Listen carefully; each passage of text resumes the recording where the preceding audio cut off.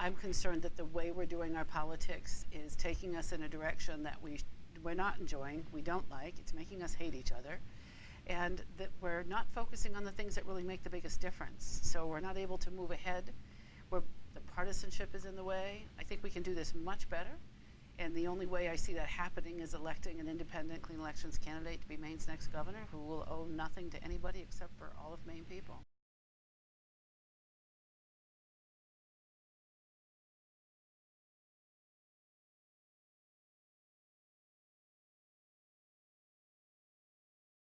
Hi, my name is Matt Gagnon. I'm the CEO of the Maine Heritage Policy Center, and we have yet another candidate interview with a gubernatorial candidate. We have with us now independent candidate Terry Hayes, who is vying to become Maine's next governor, and she's nice enough to join us. Thanks so much, Terry, for coming in. Thank you for the invitation, Matt. You bet. So as people who have been following this already know, we've been talking to all the candidates, both in the primary and now that we're in the general election, to get a sense of sort of what you believe, what you'd like to do with the state, what you really perceive the big problems to be, and what you'd like to do about them.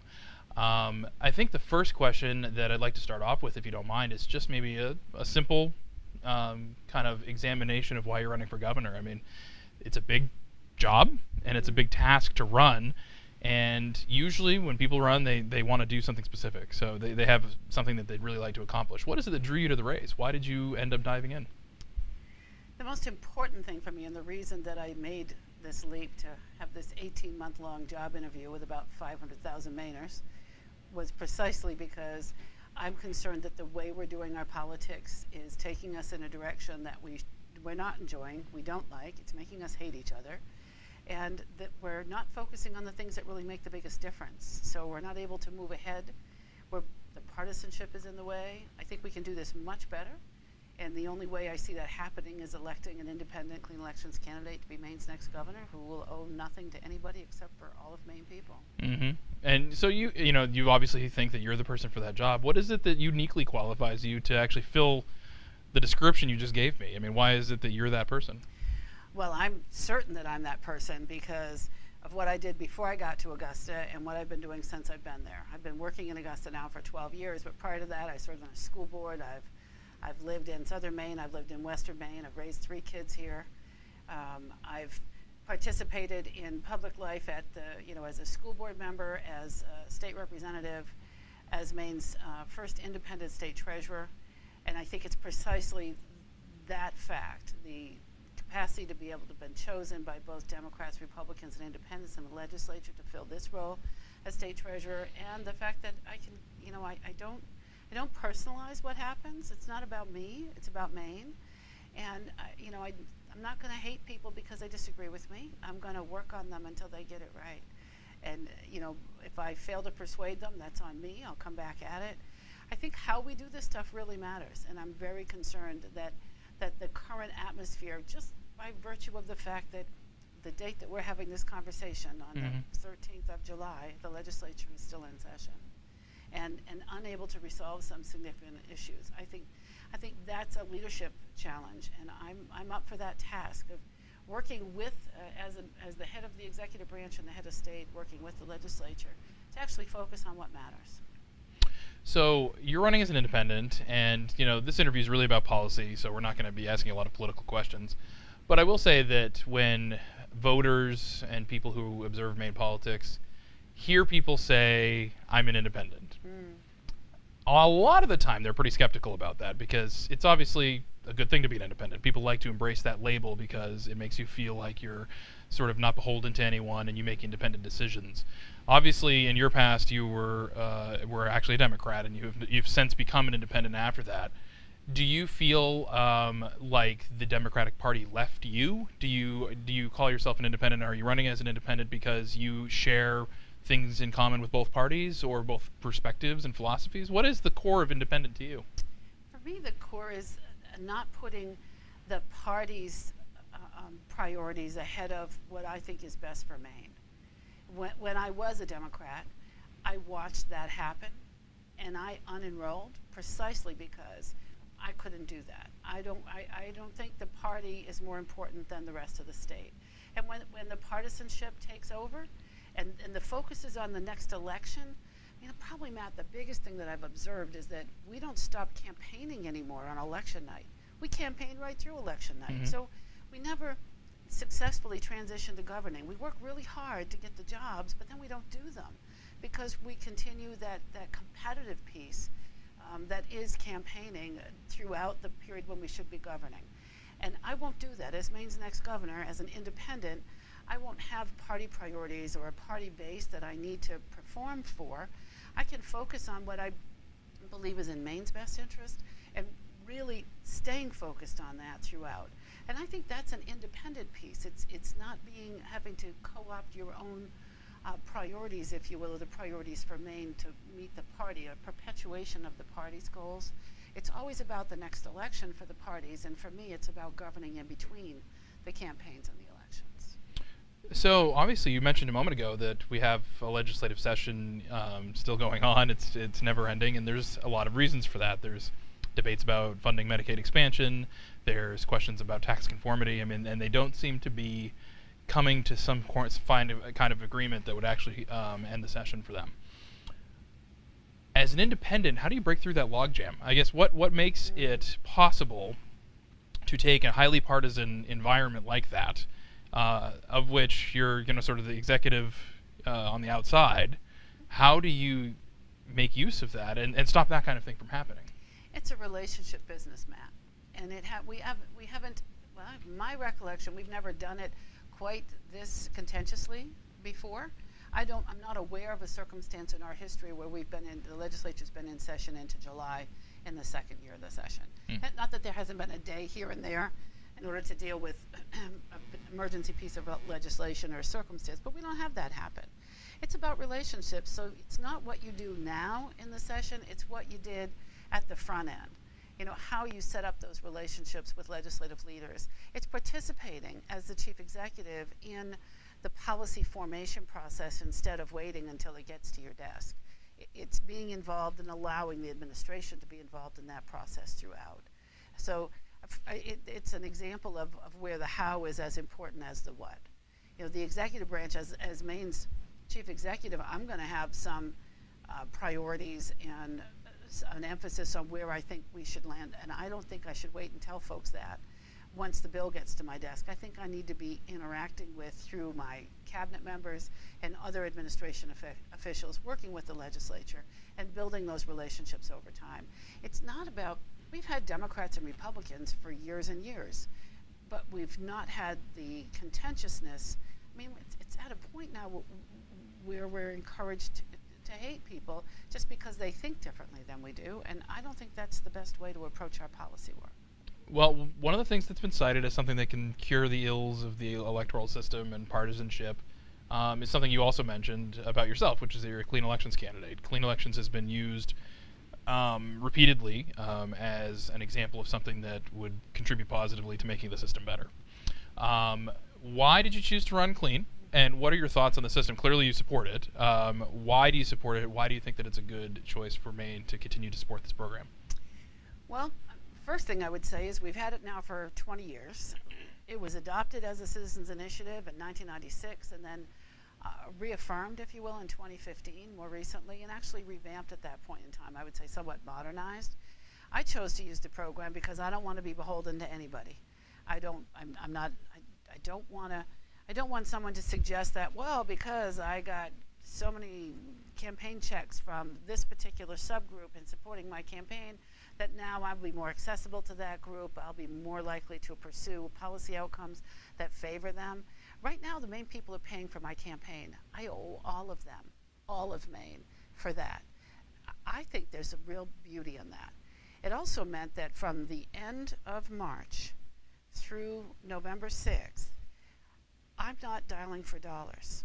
I can be out talking to and listening to Maine people. I'm not sitting around in a room, phone call after phone call, asking people for money. It's not about the money, it's about the ideas and the policy pieces for me.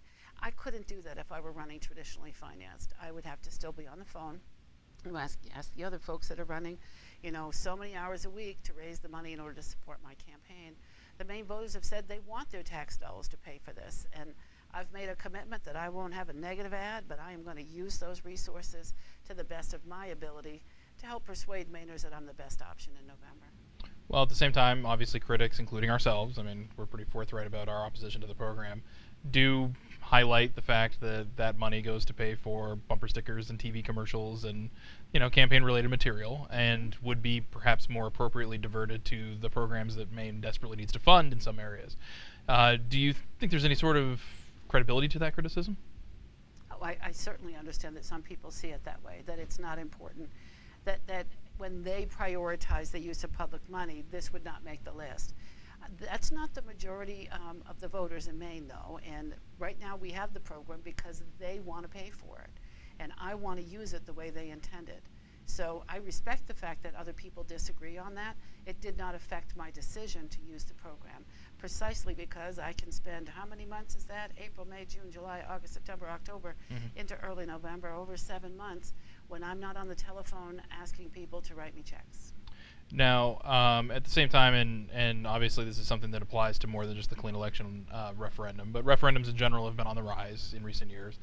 And we've seen repeatedly in many of them, including the clean elections one, but also Medicaid expansion and others, that there's a big money disparity. And I guess my key, I don't know if it's a criticism or just a concern or a problem I have with the system, is that we take votes like the clean election vote and we say the Maine people have spoken and they are of this opinion, when I don't believe that they were realistically presented with a fair case when they saw a campaign put in front of them, when one side has $2 million and the other side has a couple $1,000s to fight back against it.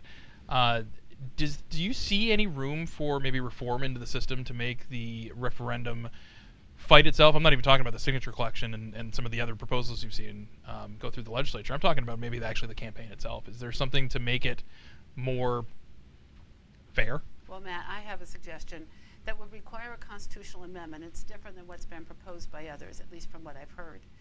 I think that when we're going to put something, when we take a citizens-initiated issue and put it on the ballot, it should be what in the legislature we call a concept draft, which means you're only voting on the question. Do you want to legalize retail marijuana sales for adults? Yes or no? Right now, when that's the question that voters see, what's behind it is an 18 or 28-page bill with all of the details and written by the advocates that want the question on the ballot. Think about the casino question that we dealt with most recently. It was written so narrowly that only one developer could have developed the project had that passed. That's where the incentive is for the outside money or the folks from away to try to influence our elections. If it's just the question itself and you as the advocate don't get to write the bill behind it, but the legislature has to do that, that changes it from my perspective. It takes all of the incentive out for the folks who want to manipulate the process. I would change it to be a concept draft with a constitutional requirement that the next full session of the legislature, the next 2-year session, that would be the obligation of the legislature to write the law to implement the decision of the voters. I don't think the voters should be adopting those detailed policy decisions, the how, all the details about it, because in fact they are written by advocates who have a dog in the fight. And it's the legislature's role to do that. So that's the kind of change I would propose.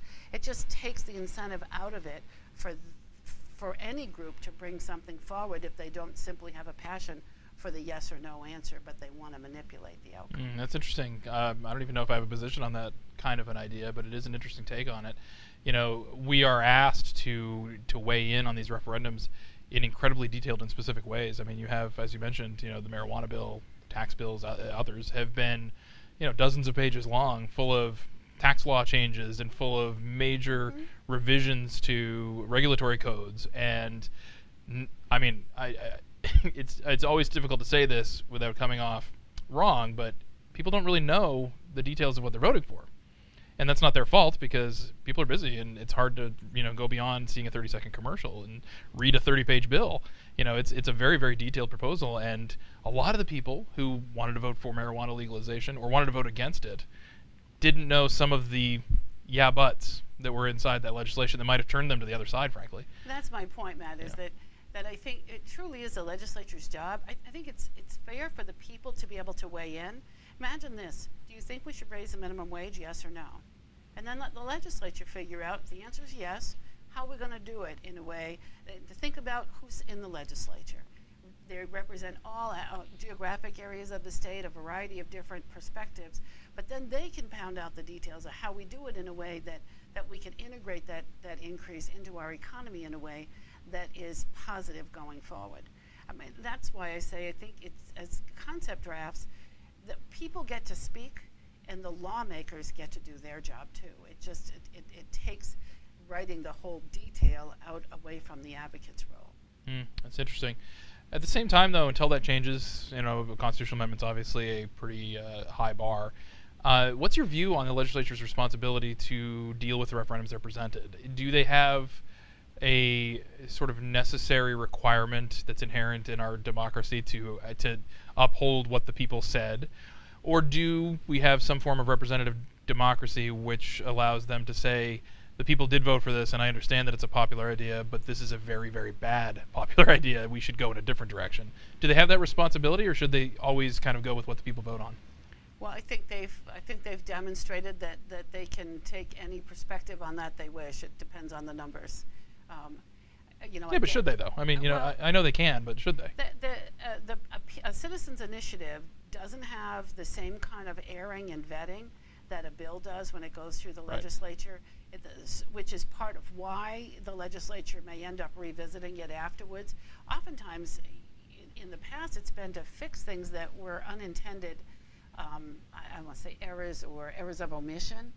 But then there are those circumstances where the majority of people in the legislature don't agree with what the citizens voted. And we live in a representative democracy. The way the rules are written, they have a right to come back at it and change it any way they wish. It just says one legislature can't bind the next. The same thing is true with the citizens' initiative. So, is it room for criticism? Always. If you don't agree with them doing that, or don't agree on that particular issue when they made the change. But I don't think there's an answer that says no if the people voted for it, because I agree with what you said earlier, Matt. I would suspect that the vast majority of people who voted on the marijuana question didn't read the bill behind it. I would agree with that. I mean, it's they conceptually were asked, I think, in their own head, do you think it's a good idea to decriminalize marijuana? And if you vote yes on that, that's what you're trying to actually express with your vote, but you might not have realized that on page 7 there was something that might cause you concern. And that's precisely what I'm saying, is that, and because the way the current strategy works, it are advocates that propose those changes to Maine law through the citizens initiative process. The bill is written precisely the way they want it, and it may be that yes was the popular answer, but the details behind it were not what people wanted. But if you don't vet them and you don't have that kind of opportunity for input, I don't think you can hold the legislature to doing exactly what was voted on the citizens initiative. Like I said, if you make them a concept draft, and it's not that hard to do, Matt. You just need 2/3 of the legislature and then put it on the ballot for 50% plus one.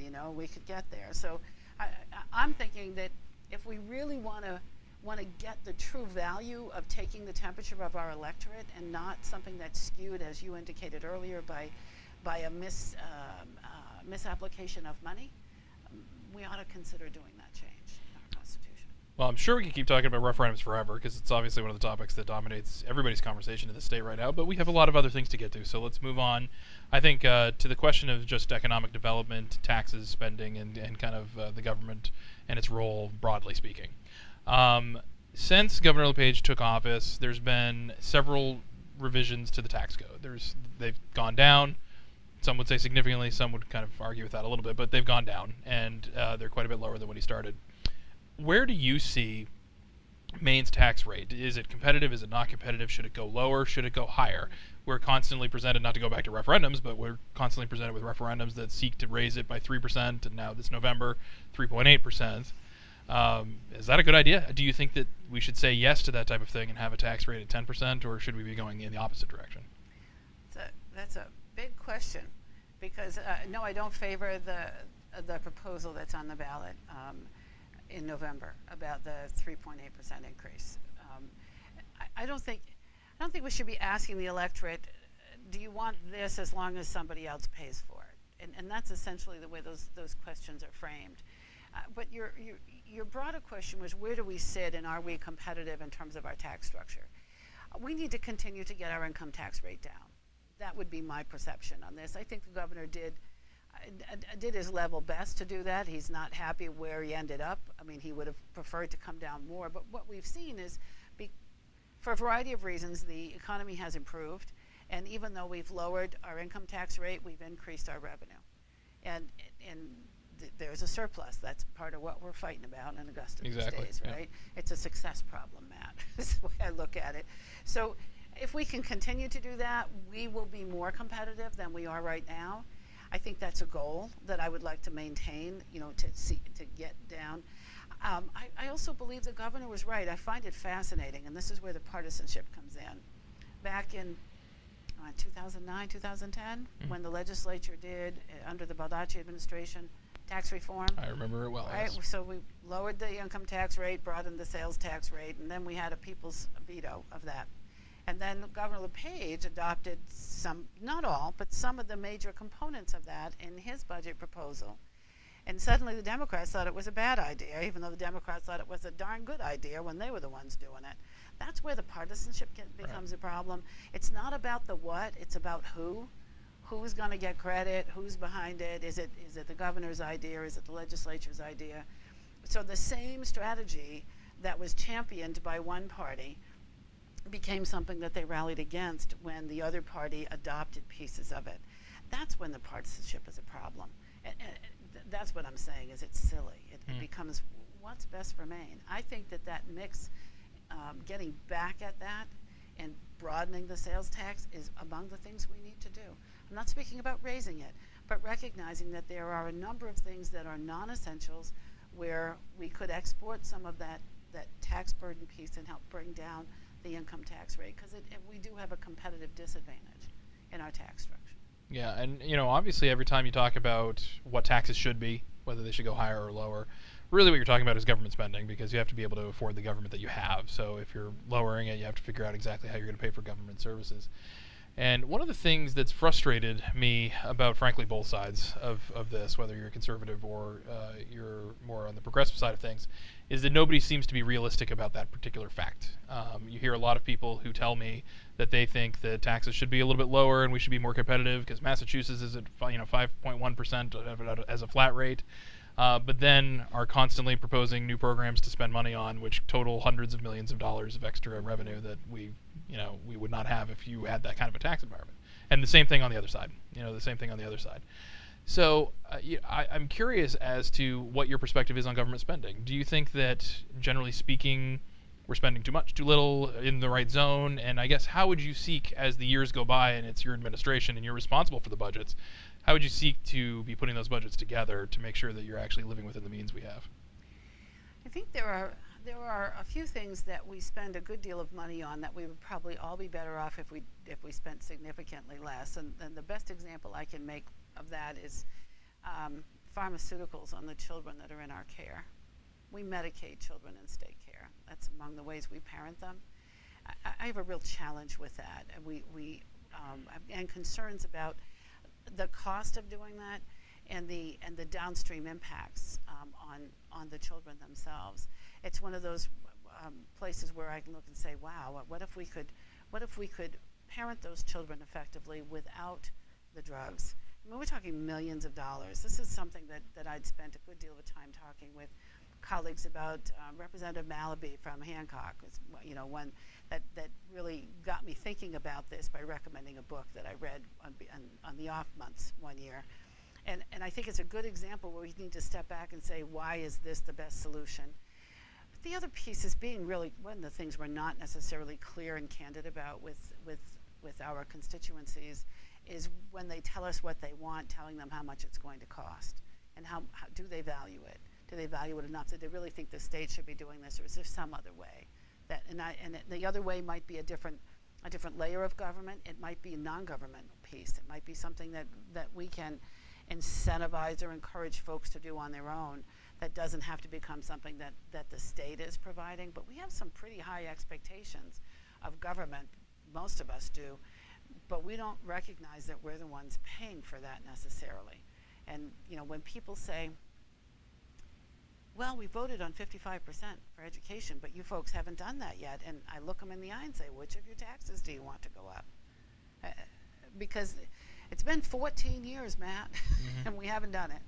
We've attempted, we've tried, we've moved the math around. Do you think we're going to do it? I think maybe it's time to have an honest conversation about the 55% referendum from 2004, and maybe we ought to be candid and indicate that, after 14 years, chances are we're probably not going to do this. How did that get on the ballot? Why was it on the ballot? And are we going to tell folks the truth? Because the truth is, if you want us to do that, your taxes are going to have to go up. Yeah, it's interesting. We'll get into education actually in just a moment, so we'll certainly have plenty of opportunity to talk about that. But it always struck me that 55% was sort of an arbitrary number that was a target that was more or less made up. It wasn't because that was good policy to have 55%, and that's the best way for the state and the localities to be splitting the cost of education. It was that we want more.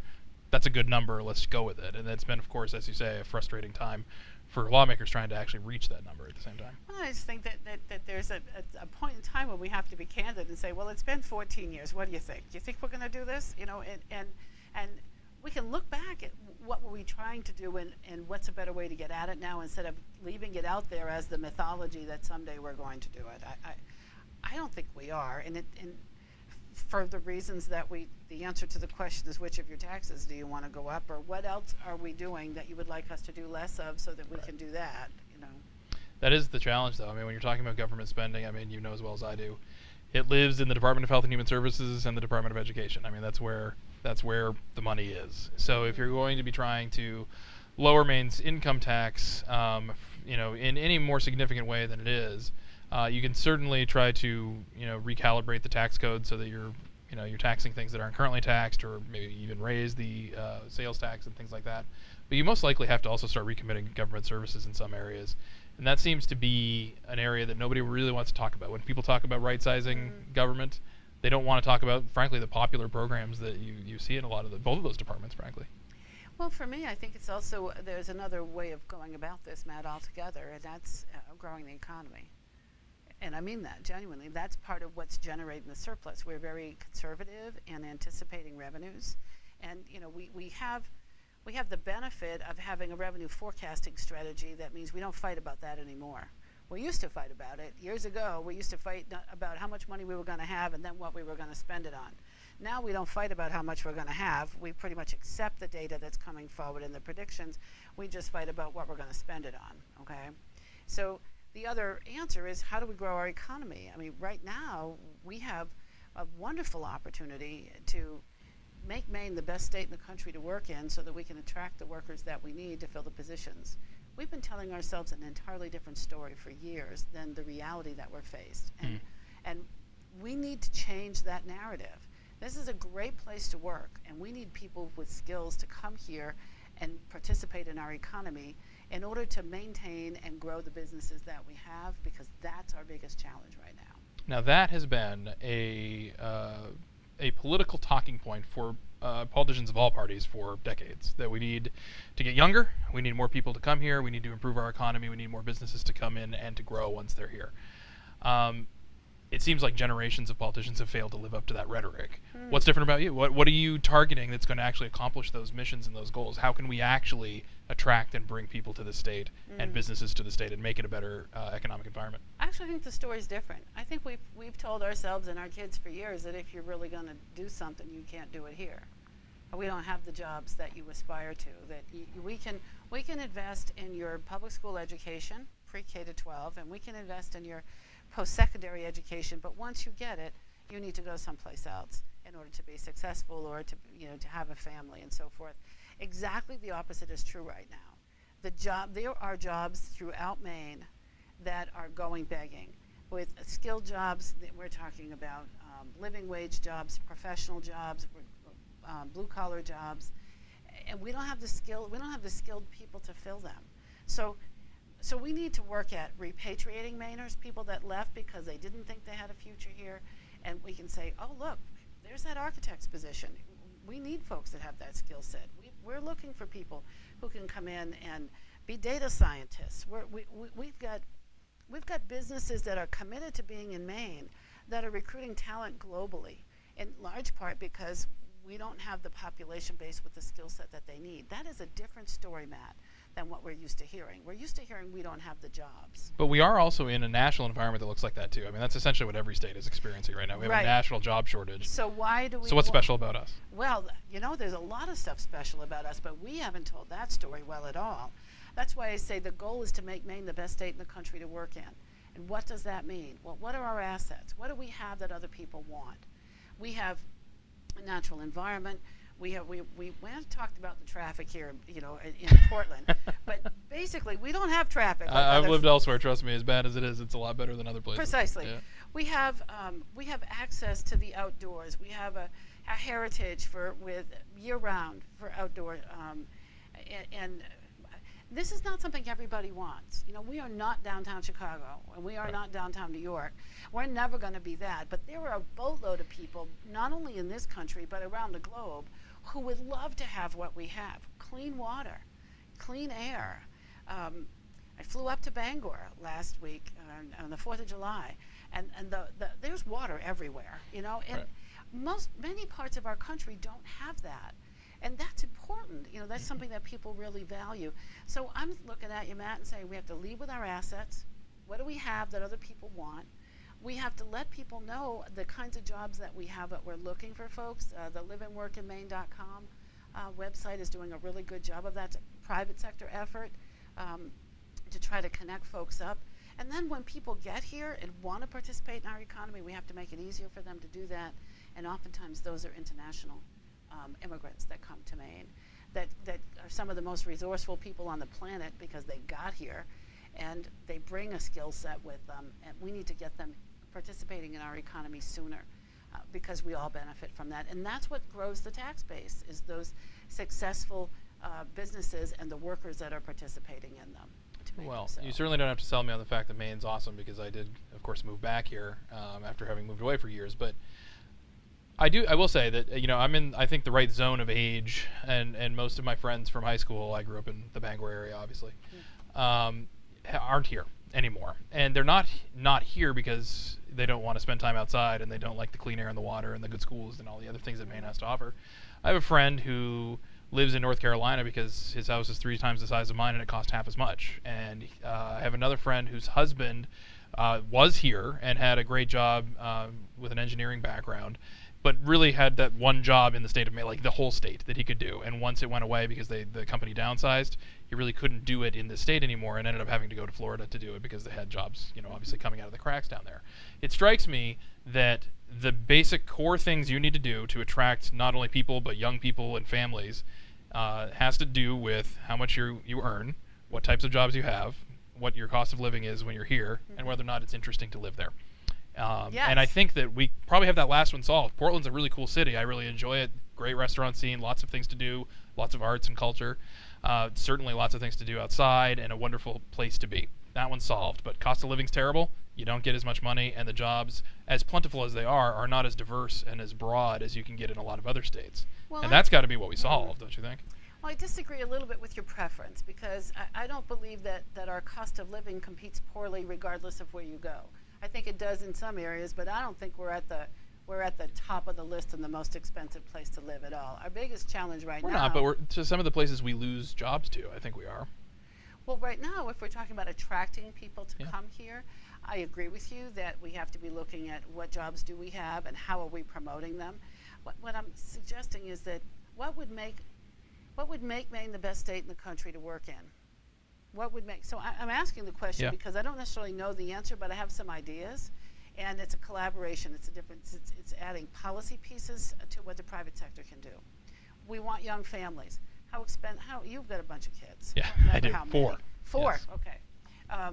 So if you were paying for daycare, I don't know how old your children are, but some of them are. 3 of them are at that age. Yeah. There we go. Okay. Yeah. It's quite likely that if you had 3 children in daycare, that your daycare cost would be more than your mortgage, or more than your rent if you weren't owning.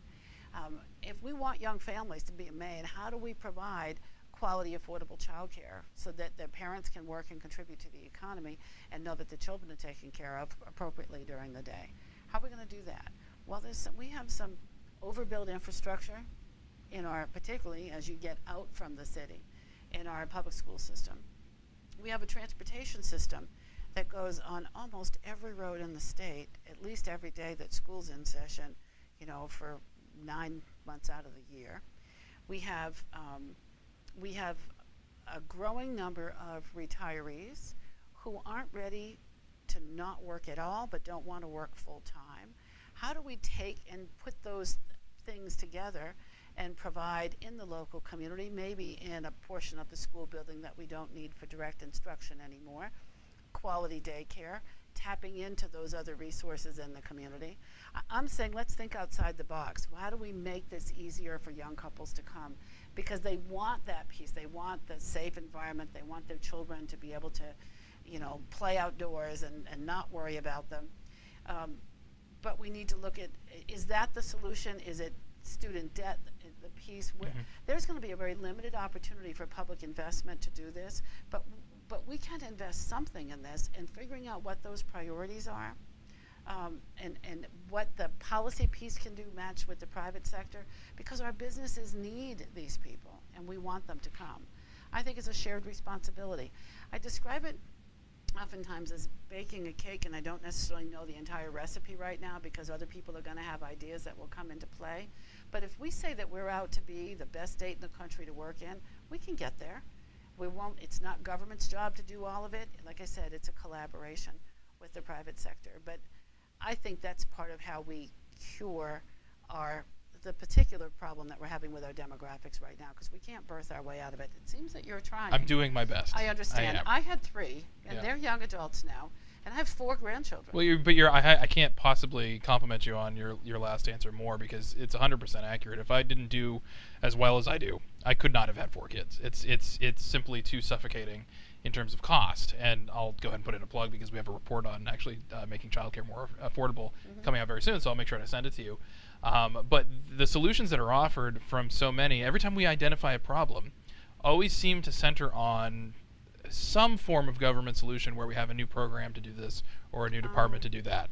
And unfortunately, while I understand and I think that the people that make those proposals are doing it from a good place, they'd like to solve problems. I mean, you brought it up yourself. You have to prioritize, because you can't do it all. I mean, people need good health care. People need good child care. Right. People need lots of Matt, things. When I described like the pieces some things that others might consider deficiencies, I see them as assets, like the space availability and the transportation system, which is a school bus, and the retirees.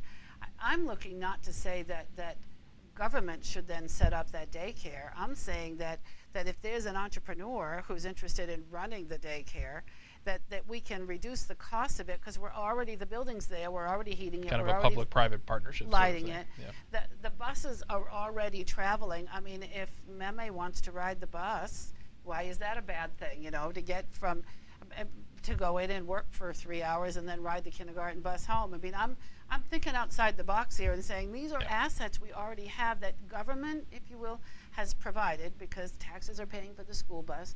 But we're not asking the school bus to go someplace it's not already going.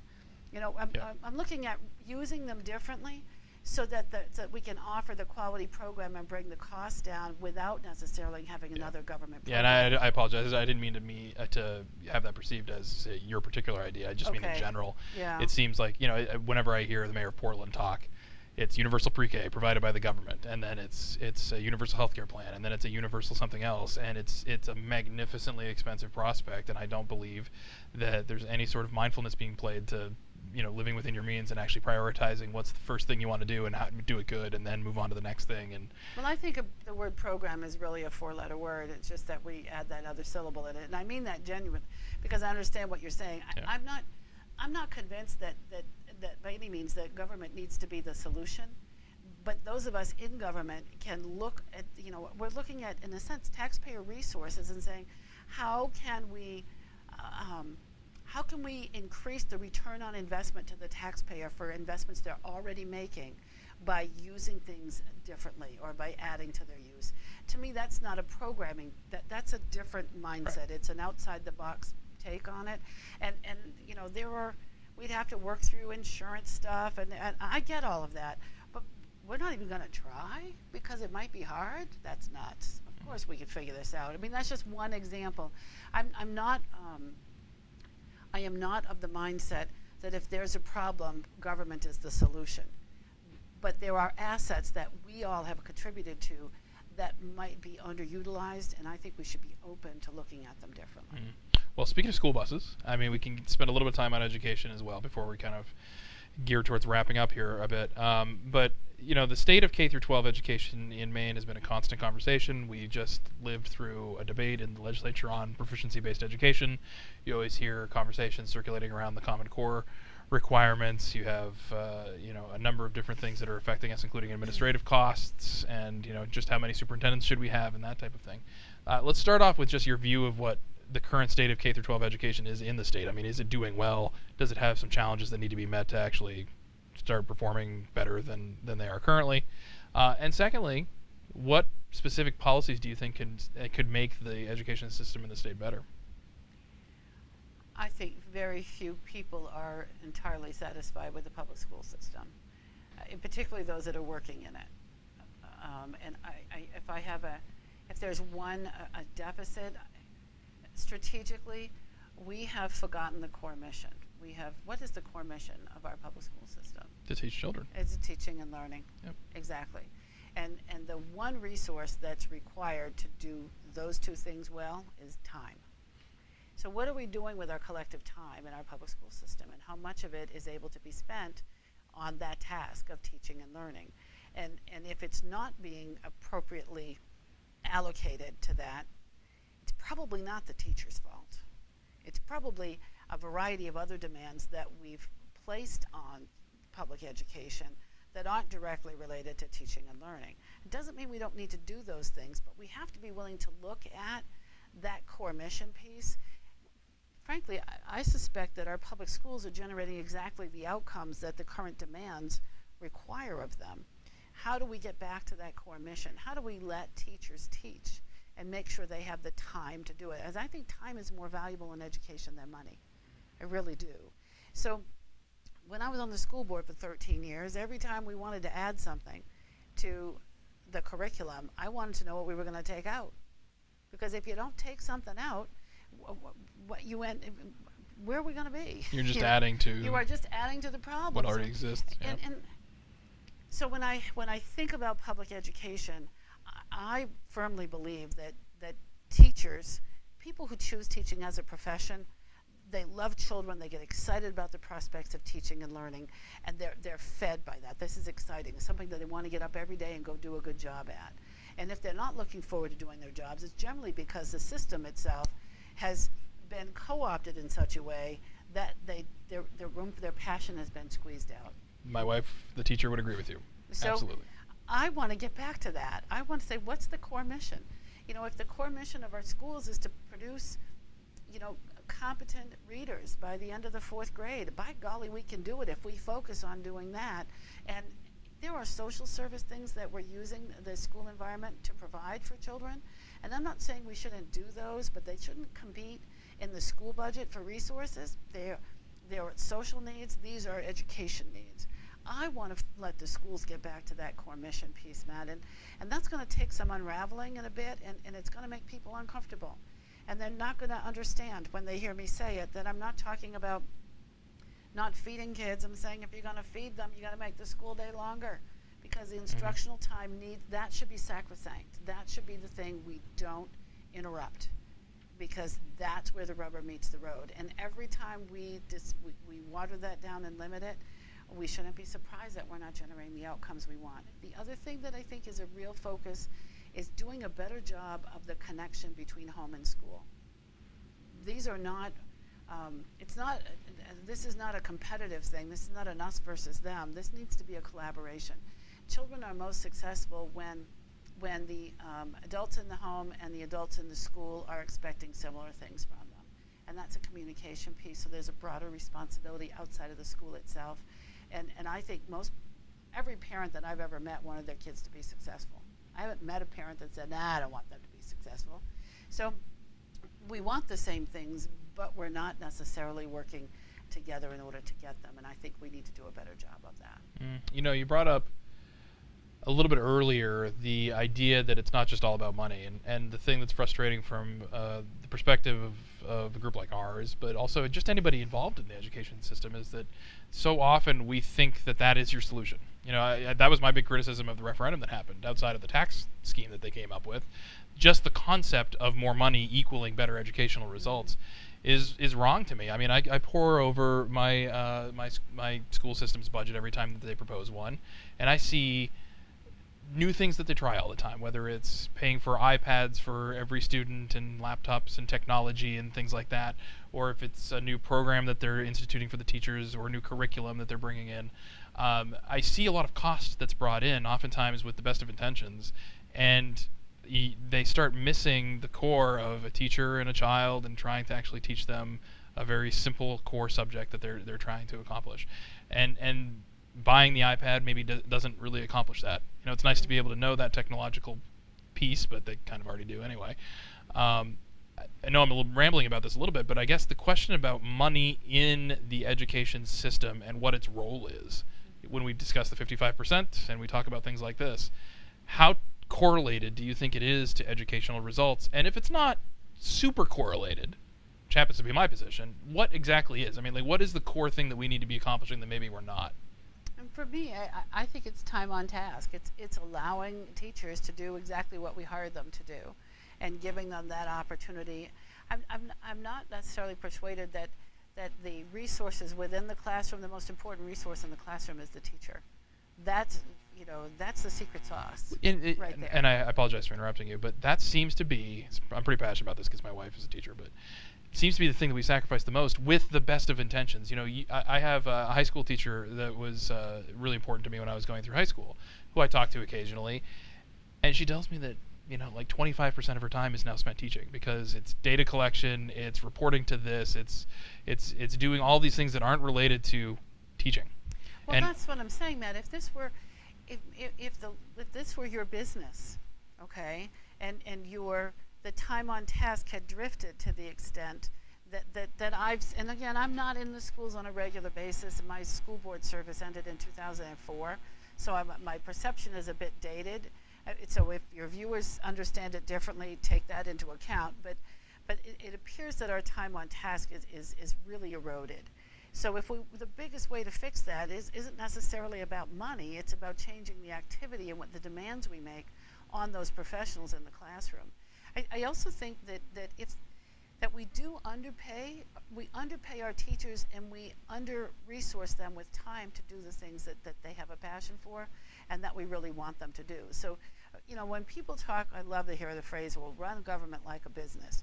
Well, let's look at our public schools from that perspective and say, what is their core mission? Because if this was your business and you were treating your core mission the same way, you would not be in business now. You know, we need to get back to focusing on that and all of the resources and respecting the role of the teacher in the classroom. So I don't get real invested in some of the more weighty, you know, well, should we do this or should we take that approach? I'm thinking, let them teach. Let them teach. Make sure we've got time for teaching and learning, and recognize that happens in a variety of ways for a variety of young people, for a variety of kids that learn differently. But our teachers know that. They're taught that, and when they're trained, and then partner with them and make sure that the community recognizes and supports the work that they're doing. You know, that's a piece of it. Yeah. What role does the school choice movement have in all of this? I mean, are you of the mind that it takes away from the public school system because it diverts resources that could have otherwise been spent at improving a poor performing school, for charter schools, for instance? Or do you think that there's an element here that is important to protect the parents' right to be able to choose for their own kids, frankly, where they're going to school, and try to choose a more appropriate option for them if it's not working, like through an educational savings account or voucher system or something like that? I mean, which side of that do you kind of fall on?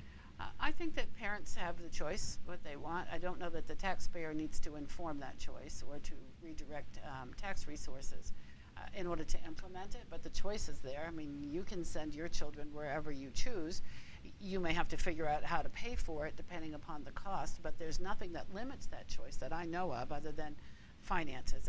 I'm not a believer in diverting tax resources in order for parents to exercise that choice, in a large part because the choices exist very inconsistently depending upon where you live in Maine. So I don't have a problem with charter schools. That's not an issue for me. I mean, I've visited several. I think they're laboratories of innovation, and we can probably learn a lot from things that happen in those environments that are experiments that are working out well. There's some takeaways that we could incorporate into public education.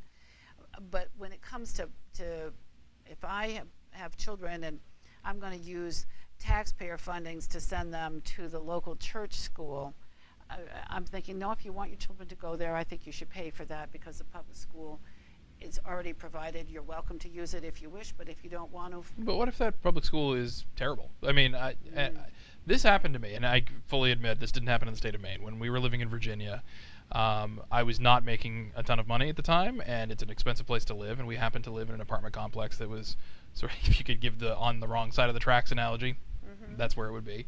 And the school that my son would have gone to when we were living there was horrendous. I mean, it was just terrible in lots of ways. Lots of behavioral problems, terrible test scores, etc. Across the street, actually closer to us than the school he would have had to have gone to, was a phenomenal school. But because the line was the road and I was on this side of the road, I had to go to this one, and I couldn't have basically said I'd like to bring him to this other one. It wasn't a religious school. It was just another, it was another school across the street. What's wrong with being able to say, you know what, I don't want to participate in this school because it's not right for my kid. I'd like to go over there. One public school to the other? Sure. I'm not sure that geography should necessarily dictate that, but I would ask the question differently. As a member of the community, what responsibility you have to help improve the school that you're not satisfied with? Is it only about I pay my taxes, that's somebody else's job, or do I have some responsibility as a member of the community to help do what I can to make that environment an environment that's going to be not only good enough for my child, but for the other children that are going there every day?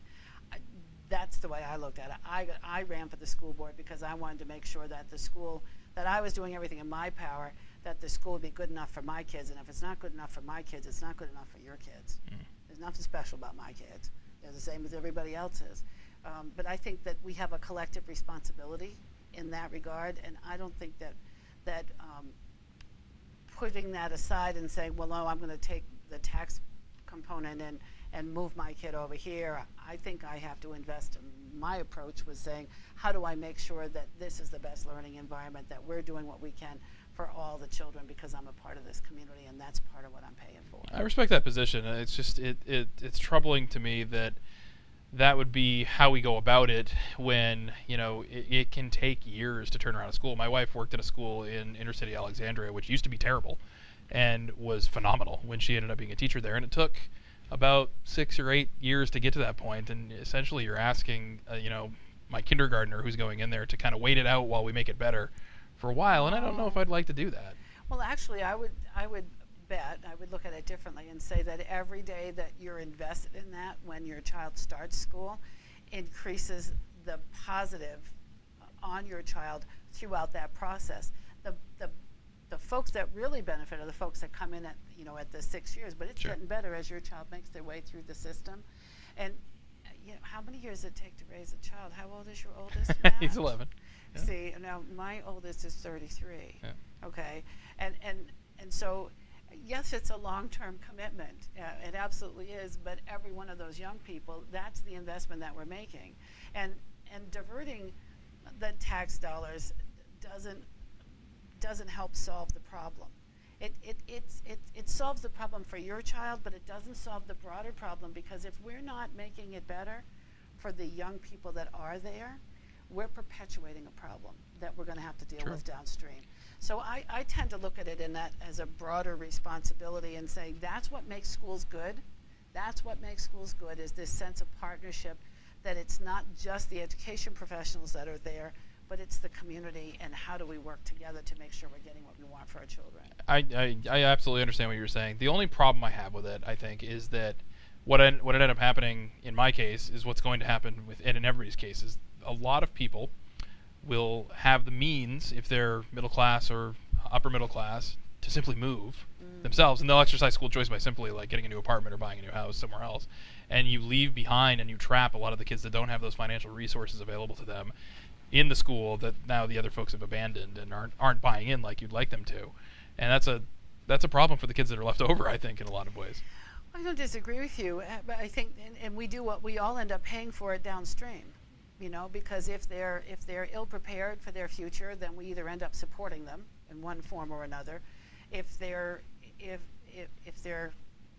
tend towards substance abuse, we end up paying for interventions there. Sometimes we end up paying in our criminal justice system, you know, and so, which is why I say it's so much the school as a resource for the community and the partnership, I think, is really important in our society. And yes, some people can opt out of that. I'm not suggesting we should stop them from doing it. I'm just trying to invite the broader perspective to say, no, you know, the best answer is to do what I can to help make this better. And you know what? There are probably other parents that want to help do that too.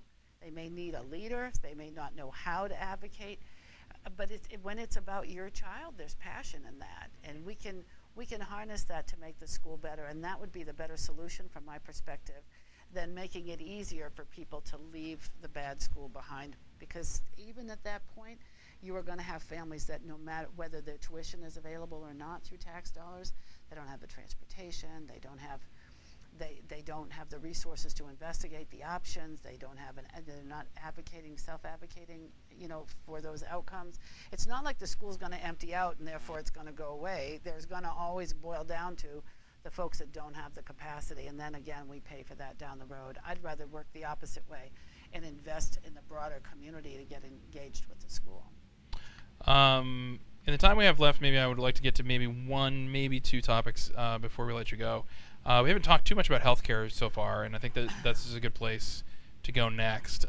The legislature is obviously debating what to do with the referendum that has passed on Medicaid expansion and how to pay for what they're doing.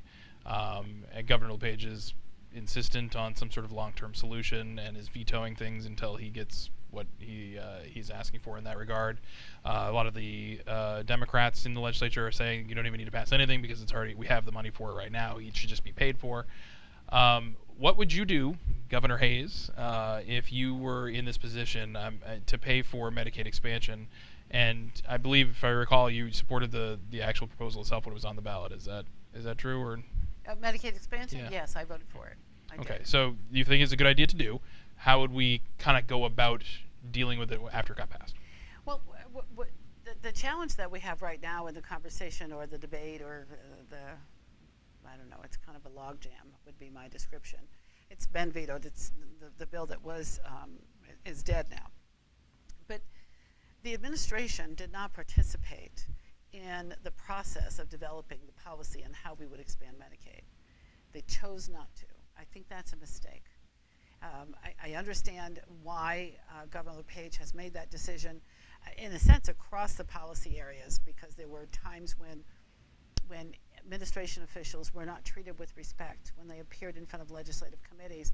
And so what happened is the governor pulled the executive branch professionals out of the policymaking process. And that has been a consistent challenge for Maine. And essentially, the way it plays out, it's as if our legislative branch and our executive branch are at war with each other. It is not, in my opinion, an effective way to govern. If the governor thinks that there is a stream that he would like to tap into, having had that conversation during the policy development process would have been most helpful. But he didn't engage in the process with the legislature. And when I found out, I'm not in the legislature, but in my role as treasurer, that he had got to have about how to fund it, not a recipe, because he made that pretty clear in his State of the State address, I thought, what he was looking for, but that he had found a path. I didn't know about it until the bill was on his desk, and neither, to my knowledge, neither did the legislature. And so the impasse that we have right now is both a content and a process impasse. And that's what I am challenging. That's what I'm saying. This is not the best and most effective way to govern. I don't have a strong preference for how we do it. I think there are a couple of funding sources. Redirecting Fund for Healthy Maine money, not the The settlement money that's in play is a one-time money because it's a settlement on, we were saying we were underpaid for a number of years, and this was the settlement to end that dispute, okay? But we get between $50 and $55 million a year from the tobacco settlement. And it's time. The governor has proposed some, looking at different uses for that. I think using some of that money. The governor was very, very strategic when he came up with the idea of using the liquor bonds, to sell the liquor business and using that bond revenue. Well, that bond revenue is beyond what we had anticipated. We are making more money on that than we need, and we will eventually go out and renegotiate that. That's another funding stream that's not tax dollars. It's just basically on alcohol consumption in the state. That's piling up. That could be a source. It won't be enough to cover all of it, but could contribute to it. I think that we can do this. I think we can do it in a sustainable way. Not if we don't. We're kind of a small fish in a big pond here, but the real challenge with the Medicaid system isn't the number of people that would be covered. It's the fact that the way it works is the costs are up here and the reimbursement rate is here. So that's the system right now. It's not sustainable long term. When you add 70,000 more people to that without bringing the costs down and bringing the reimbursement rates up, you're exacerbating a stress that's already there. And that's the fundamental challenge with expanding Medicaid, but we're not talking about that. And I think that's where we need to put the emphasis as we expand Medicaid, using these sources that I've identified. I think we have to be working very hard within the federal administration to figure out how we can bring the costs down and the reimbursement rates up to a more equitable piece. Because at the end of the day, we're not going to have providers. We might have the insurance, but we're not going to have people that are going to be working in that system because they can't meet their costs. Isn't that the eternal stress, though? I mean, if you're going to be bringing up, reimbursement rates and trying to deal with costs like that, it's more money. You have to spend more money to do that. Well, if you bring the cost down, Matt. Well, how are you going to do that in terms of the state government's responsibility for it? I mean, you could ask for the federal government, but the federal government's basically bankrupt right now. I mean. Oh, I'm not. What I mean by cost is that the cost of the medical procedures. It's cost within. Well, that's a really big problem.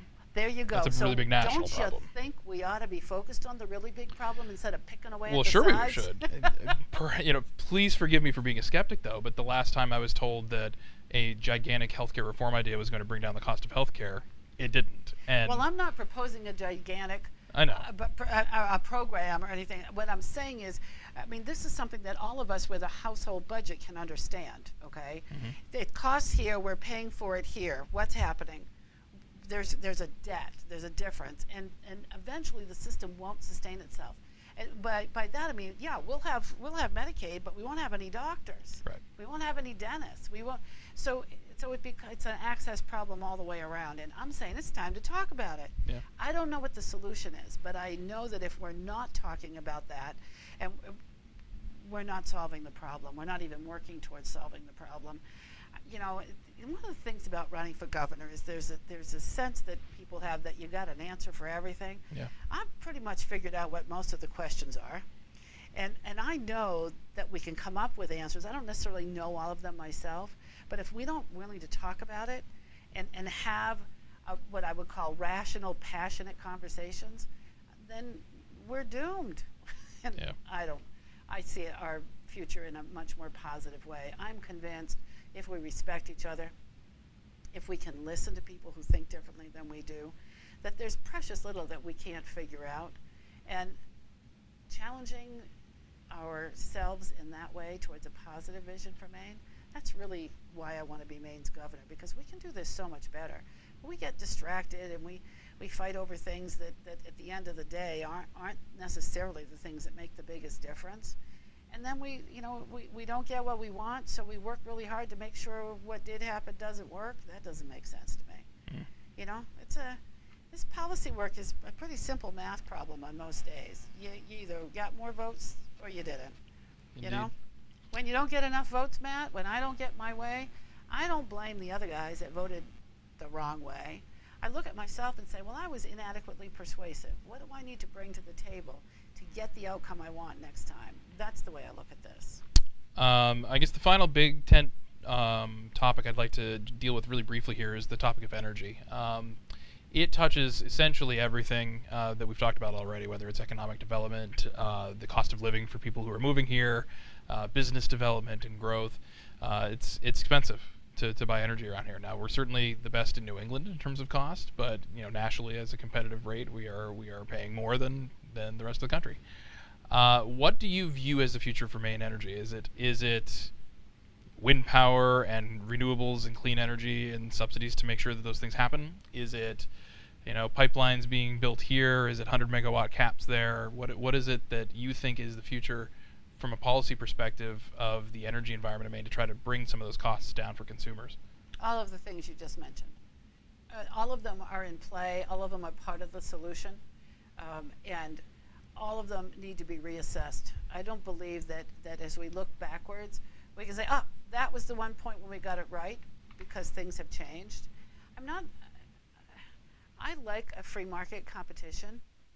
And the challenge that we have is we don't get to compete on a level playing field with most of the country when it comes to our energy costs.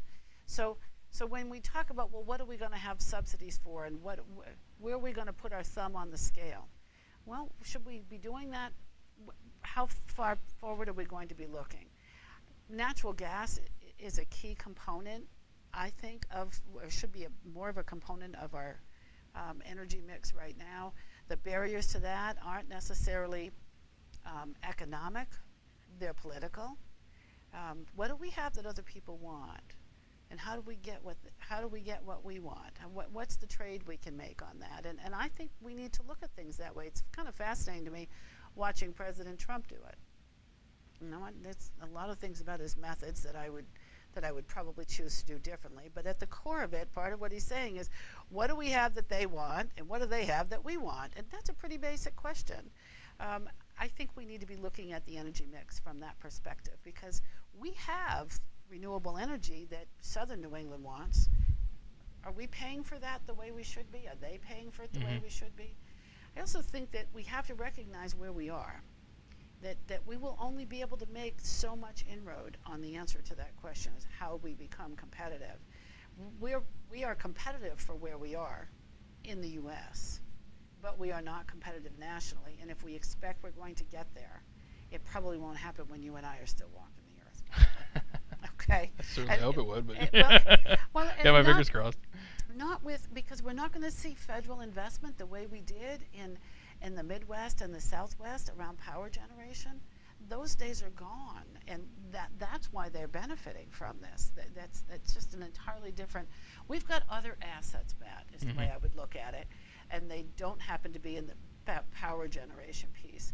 I think we need to have a mix. I'm not looking to I think the governor framed it picking winners and losers. I think they're all potential winners of contributing to what the energy mix is going to be in the future. But I think that in the short term, trying to figure out what we need is that, I don't know if they call it a bridge fuel or, but natural gas is really what's driving the cost of electricity generation, and the lack of it is what I'm saying. So I think that figuring out how we get it here, and that's more of a political question, and it's not necessarily about Maine. It's not a lack of wanting it. It's the other folks that are the barriers between us and the pipeline side big enough to make it work. So I don't have a specific passion. I drive a gas car. I'm thinking that over time we need to be open to all of those possibilities, and we need, investing public money. We've done that already in terms of offshore wind, by virtue of the capacity we built at the University of Maine and the research around that. I think we've got a good start and a good money in that. I think we should continue that. But I'm not looking to say, we need more subsidies to help this industry, that industry. I'm not looking to go there. It's not something I'm leading with. I do think that we have to be realistic with our expectations around it, though. Well, I could continue to ask you questions for quite a bit longer than we already have spent here, but I think we're quickly approaching our time eclipsing here. So I guess let me finish up by asking kind of a broad question that might bookend this conversation pretty well. At the beginning I asked you sort of what it is that really motivated you to run, why did you want to become governor, and what issues kind of are at the heart of your run. Think back, 4 to 8 years from now, and the Hayes administration has come and gone. What do you want to be remembered for? Of all the things that we've talked about here, all the issues we've spoken about, and maybe some of the ones we haven't, what's the core accomplishment that you'd like to actually look back on and say, I did that? We're going to make Maine the best state in the country to work in, Matt. And we're going to define what that looks like. We're going to promote Maine from that perspective. We're going to turn around the demographic challenge that we're currently confronted with. We're only going to do that if we take that seriously and work together in that vein. And the governor's role is more one of leadership than an invitation, I believe, and then actually, program creating. I'm not talking about programs, as I said earlier. I'm talking about what face we put on this. We have got a number of realities that are part of what you and I deal with every day, that there are people around the globe who really want that. We got to find them. They have a skill set and get them here to work. So when we get to the end of the first Hayes administration, 4 years from now, winding it down, you and I will sit down again and we'll tick off how we did that and what difference it has made. And we'll have testament from the businesses that have been able to stay here and grow, not just stay here and maintain. But that to me is the absolute top priority. And it's something that I will need everyone's help in doing. I'm going to be out there inviting people to Maine, consistently bragging about the things that are our assets while we're dealing with our liabilities at home. I'm not ignoring them. But at the same time, it's that invitation and those promises, that promise of the way of life that we have. Because you said you came back. Right. And it's some people it's in their economic interest to do so, and others it's not. I want to find those for whom it is, and I want to make sure they get here. That's a big part of this. We're not going to be able to pay for the other things that we want, Matt, if we're not able to solve that problem. And that's why I say every day I'm going to get up and go to work as Maine's governor and say, what are we going to do today that's going to find those people that really want to be in Maine, they just don't know it yet, and get them here. That's what I'm going to do, and I'm going to expect you to hold me to it. So we'll sit down again and have this conversation, and I'll be right there with you. In fact, I'll introduce you to some of them. Sounds good. Sounds like a plan. Okay. Well, I moved back even though it wasn't in my economic interest. I did it because I love this place and I want to make it a better place to live and work and have my kids grow up here. So it's a nice thing to be able to sit with somebody who has the same view of Maine and wants to do something positive to make it a better place. So I just want to say a quick thank you to Terry Hayes for sitting down and spending some time with us talking about policy and what her vision for the state is and what she'd like to do if she is to become the next governor. Of course, we're doing these conversations for all candidates, so we've already recorded a number of these. If you haven't seen them already, go ahead and make sure you check out our YouTube channel. It has them all there, and there's some more upcoming. So thanks again to Terry for joining us here. Really appreciate it, and stay tuned for more for the Maine Heritage Policy Center.